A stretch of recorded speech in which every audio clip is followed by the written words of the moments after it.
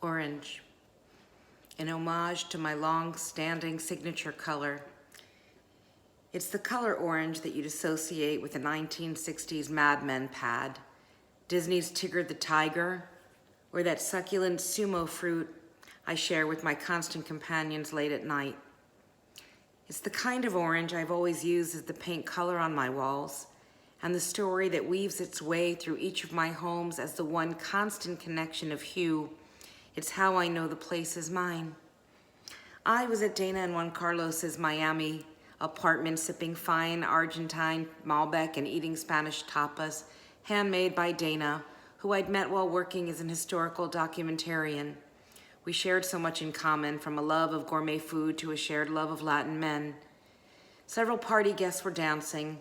One couple, inspired by the country's wine, took to the center and began to dance the tango.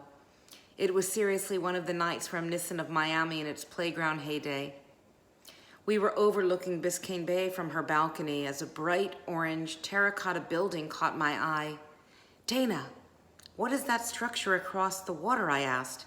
She looked across as if noticing it for the first time, turned to Juan Carlos, who said it was new construction of some kind. This night of tapas and tango turned into one of the universal lines kind of moments. I drove directly over and saw no signage or indicator of the structure's identity. I just knew that I was going to live there. It was orange after all.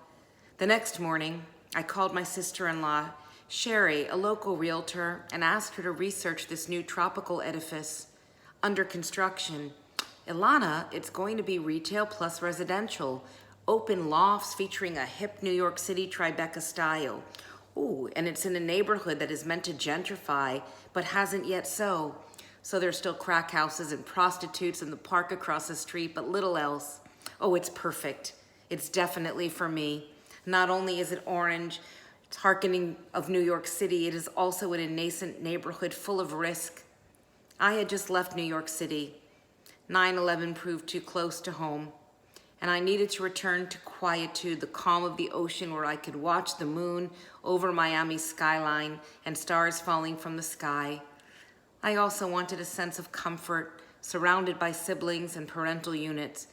And so in a bold move, I embarked upon 3 life-changing initiatives on that incredibly aligned day. Sherry met me at the orange building called Cité, in the mix, on the bay. Oh, more city references. Yes, thank you, universe. I am always in the mix. I spent my savings, paid cash for the pre-construction unit facing the beckoning bay. I was feeling frisky in this neighborhood, so risky. It was such an adult thing to do. I used my negotiation skills to gain access to the unit early. Lucky, the painter, met me there as soon as we closed with 3 gallons of bright orange paint. With each coverage of the wall, I felt more and more at home. Yes, I was going to be very happy here in my orange New York City loft, surrounded by crack addicts, prostitutes, and a neighborhood also starting out fresh.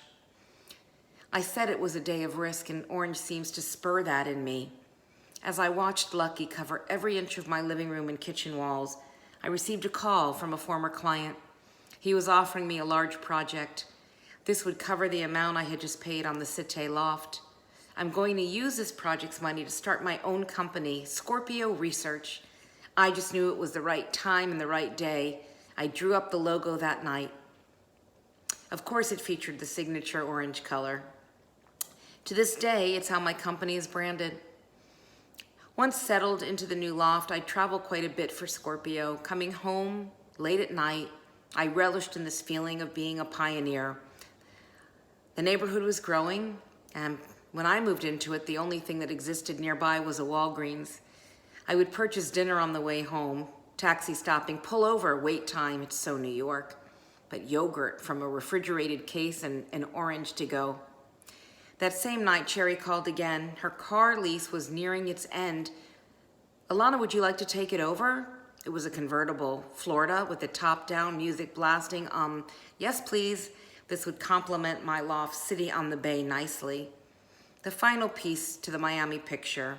And though my car wasn't orange, the Ganesha hanging from the rear view mirror was splendid in my color, bejeweled in matching rhinestones.